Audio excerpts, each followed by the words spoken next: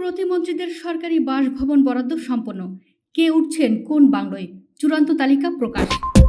নবনির্বাচিত বাংলাদেশ জাতীয়তাবাদী দল বিএনপি নেতৃত্বাধীন সরকারের মন্ত্রিসভার সদস্য, মন্ত্রী, প্রতিমন্ত্রী এবং উপদেষ্টাদের সরকারি বাসভবন বরাদ্দের কাজ চূড়ান্ত করেছে গৃহায়ন ও গণপূর্ত মন্ত্রণালয়ের অধীন সরকারি আবাসন পরিদপ্তর।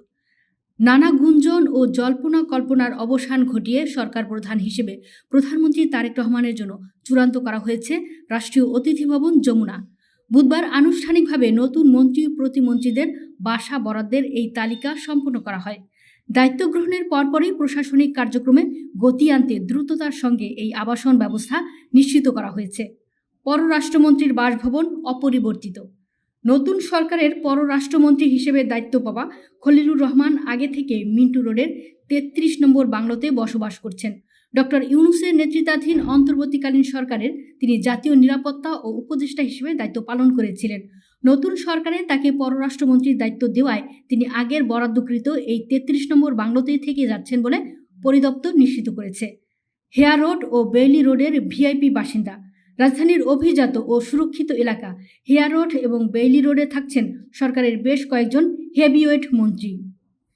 এর মধ্যে স্থানীয় সরকার, পল্লী উন্নয়ন ও সমবায় মন্ত্রী মির্জা ফখরুল ইসলাম আলমগীরকে ৩৫ নম্বর হেয়ার রোড এবং স্বরাষ্ট্রমন্ত্রী সালাউদ্দিন আহমেদকে ২৪ নম্বর বেইলি রোডের বাংলো বরাদ্দ দেওয়া হয়েছে।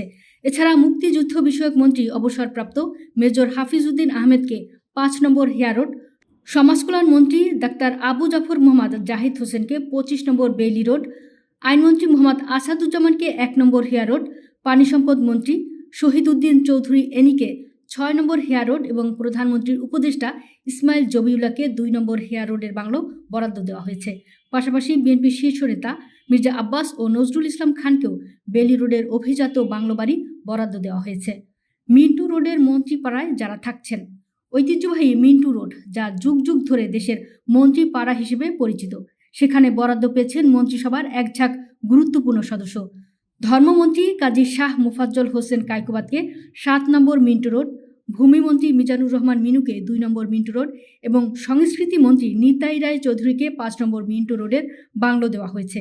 এছাড়া বেসামরিক বিমান পরিবহন ও পর্যটন মন্ত্রী আফরোজা খান রিতাকে ১ নম্বর মিন্টু রোড, স্বাস্থ্যমন্ত্রী ডাক্তার সর্দার মোহাম্মদ সাখাওয়াত হোসেনকে ৪ নম্বর মিন্টু রোড, শিক্ষামন্ত্রী আনম ইহসানুল হক মিলনকে ৩৪ নম্বর মিন্টু রোড এবং ডাক, টেলিযোগাযোগ, তথ্য প্রযুক্তি ও বিজ্ঞান প্রযুক্তি মন্ত্রী ফকির মাহবুব আনামকে ৪১ নম্বর মিন্টু রোডের বাংলো বরাদ্দ দেওয়া হয়েছে।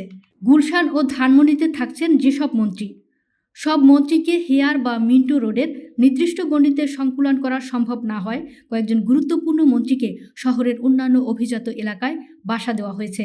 এর মধ্যে অর্থ ও পরিকল্পনা মন্ত্রী আমির খসরু মাহমুদ চৌধুরী এবং শ্রম, কর্মসংস্থান ও প্রবাসী কল্যাণ মন্ত্রী আরিফুল হক চৌধুরীকে গুলশানের মতো কূটনৈতিক এলাকায় সরকারি বাসা বরাদ্দ দেওয়া হয়েছে।